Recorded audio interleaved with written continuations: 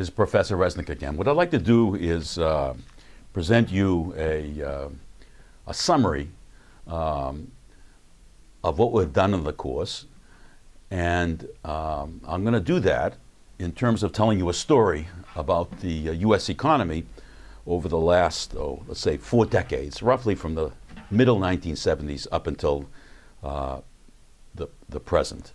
So I want to kind of review the course, exploitation, the business cycle, and so forth, contradictions, overdetermination, through this story that I'm going to tell you about capitalism in the United States.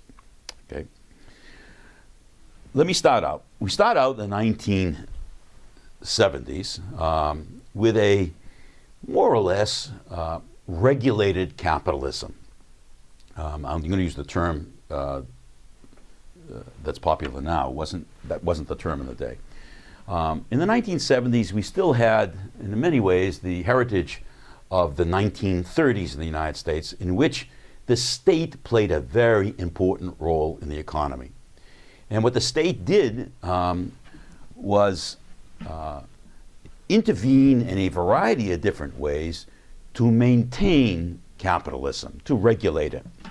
That was partly the lesson of the 1930s, in which, under FDR, Franklin Delano Roosevelt, the state intervened in order to try and get us out of that business cycle. It didn't succeed. It took World War II to do that, but there were major changes which occurred at that moment in time, that the state would play an active role in trying to offset the depression that was occurring in the United States and was threatening the survival of the United States. Secondly, the state played a very, very obviously key role in World War II.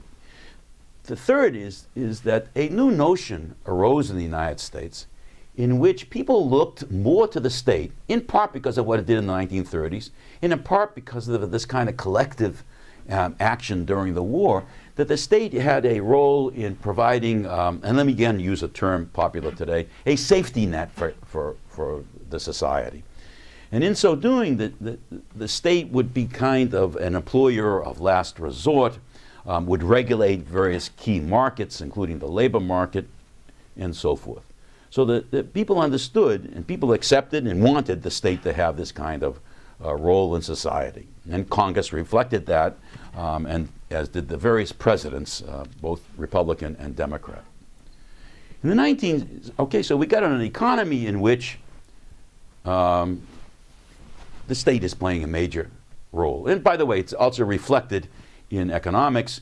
Keynesian theory, which is a theory that explains why the state should play this role. Keynesian theory was more or less hegemonic, and neoclassical economic theory had been demoted.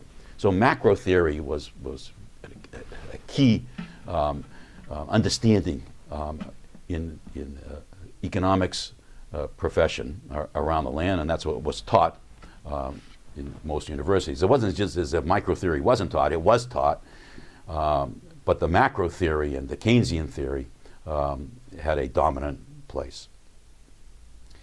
The 1970s also starts, the 1970s is also characterized by the following problem, a major problem. And I'm going to put the problem on the blackboard. The surplus value in American industry was less than the demands on that surplus. So look what we've done here. We've gone right to the Marxian entry point where I began this course. And we're saying, okay, let's make sense of this problem in the United States from a Marxian perspective, which is that the surplus that was being pumped out of the workers was less than the demands on it. Basically, in non-Marxian terms, people understood the mid-1970s, late 1970s, as a severe crisis in American society. It looked as if American capitalism was nearing its end. And people were worried, deeply worried, that our investments in plant and equipment and so forth was falling, our productivity was falling, we weren't able to compete in a variety of different industries with our competitors, the Japanese, the Europeans, the Brazilians, and the Koreans, and so forth. There was a real problem. We were losing our edge in a variety of different industries in which we had a superior position after World War II, it was a problem. Okay? In Marxian terms, the problem is such. Okay? And I want to now look at first the right-hand side, then the left-hand side, to explain exactly what this problem was in these value terms. So on the right-hand side, 1, the subsumed class payment to workers via the workers' unions was very large. So maybe I should just add it over here. Helping this inequality on the right-hand side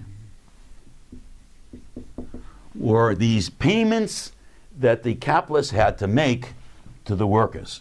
So what this was all about was that the price of labor power was greater than its unit value in industry after industry after industry. And you can ask, okay, why?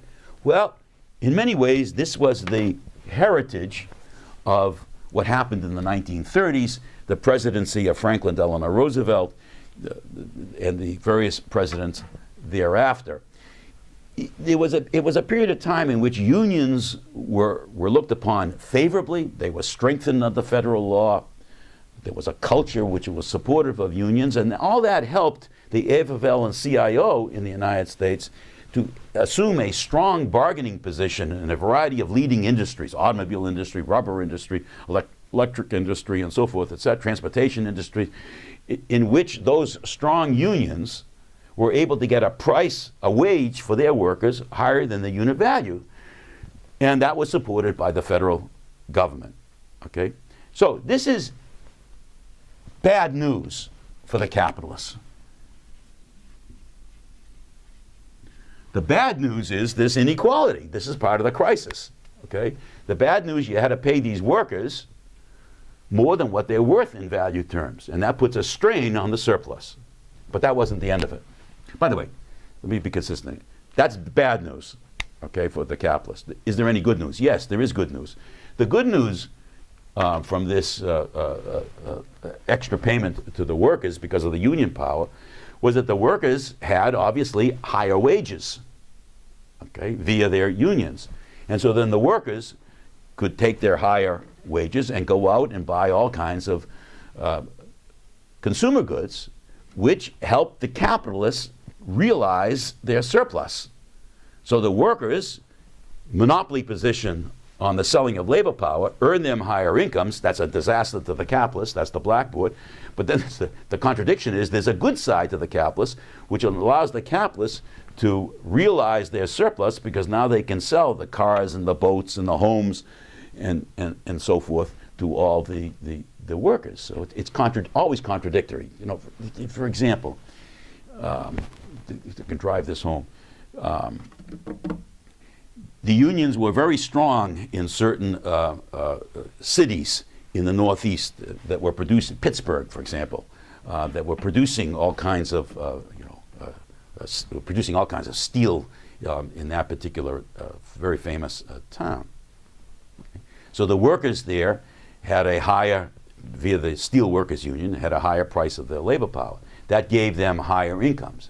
That higher incomes, in turn, allowed those workers to have something which they hadn't had before, to buy a small house in the suburbs, buy a small house, to buy a car to commute from the suburb to work and then back, to outfit the house with all kinds of consumer goods, including a little boat that you would put in the driveway, which you would use on the weekends, and also to purchase something which became very valuable and reflected this, which is tickets to the National Football League, which is a multi-billion-dollar industry in the United States, which grew rapidly after World War II. Okay?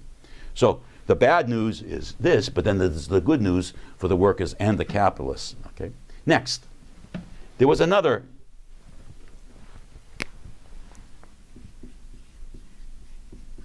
demand on the surplus, which was very large, which was in the form of corporate taxes. Okay?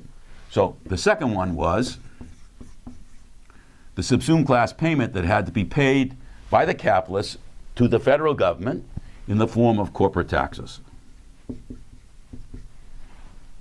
Okay?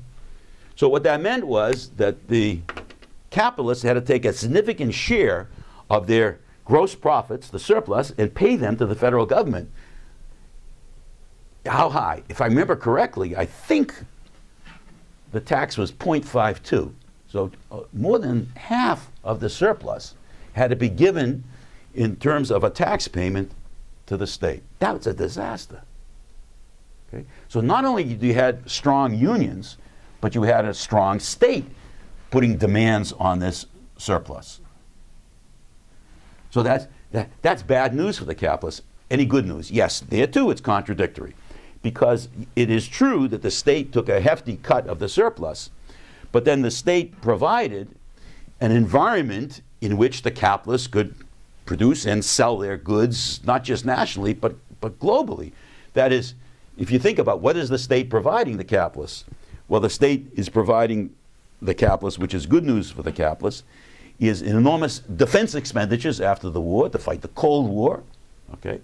And so that means that the capitalists are producing and selling commodities to the state. It's kind of a guaranteed contract that the state is providing by saying to the capitalists, look, you produce the tanks, the weapons, and the tanks, the airplanes, and so forth, etc. We buy, okay? And therefore, the capitalist has less risk than would otherwise, because you're kind of a guaranteed market by selling to the state. And then the capitalists can produce these commodities and realize their sale to the state. So that's a great benefit to the capitalists, but of course the capitalists are paying a tax on that, number one. Number two, the federal government, the U.S. government, provides a kind of, I don't know what to call it, kind of a protective network around the world, enabling the capitalists to sell their goods not just in the States, but every place, because the United States becomes increasingly a hegemonic power after World War II. And so the defense expenditures are not just for a defensive army, but they're for bases around the world, which helps our exports around the world. Third, the state is providing all kinds of new research and development which helps capitalists. You know, everything from computers and computer chips and polio vaccine, jet airplanes, it's endless. The state is funding research and development in a variety of universities around the United States and other places as well. And out of some of that research comes all these new products which enable the capitalists to produce new use values embodying surplus value. Okay? So, to make a long story short, sure there are costs, but there are benefits as well. Third, a new subsumed class payment emerges towards the end of the 1970s, which is OPEC. Okay? What happens now is that the oil producing state companies organize, they get together, as I think I mentioned to you, in Geneva, and they set a higher price for the barrel of oil. They allocate how many barrels their members will produce, but all of a sudden, that's a oil shock to America, because now we have to pay higher prices for that on those important sea goods, and hence that's another kind, you can think of it that way, as a kind of another tax. Besides the corporate taxes, there's a tax to OPEC.